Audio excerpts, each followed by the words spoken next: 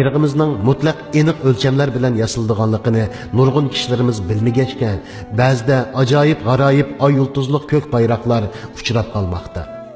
Shu sababdan bu yerda bayrog'imizning aniq o'lchamini ta'riflab berishni to'g'ri topdik.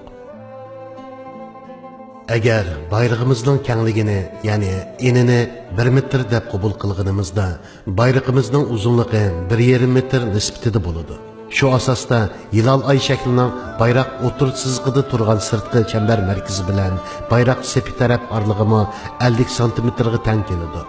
Xuddi shuningdek, hilal ayning sirtqi chambar diametrining uzunligimi 50 sm ga teng keladi.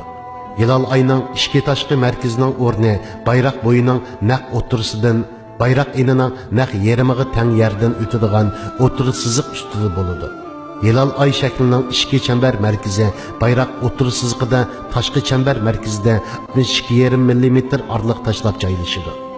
Hilal ayning ishki chambar diametrining uzunligi 40 sm bo'ladi. Hilal ay ishki chambarning bayroq sepi tarafdan ay uchlari shakllangan orliqcha bo'lgan uzunligi, ya'ni ishki ay chambarining sap taraf nuqtasidan ay ichiga qargan yulduz chambari qirg'icha 3dan 1 bayroq eni uzunligiga, ya'ni 333 mm atrofiga teng keladi. Yulduz uchunmi bir kichik chambar sizish mumkin.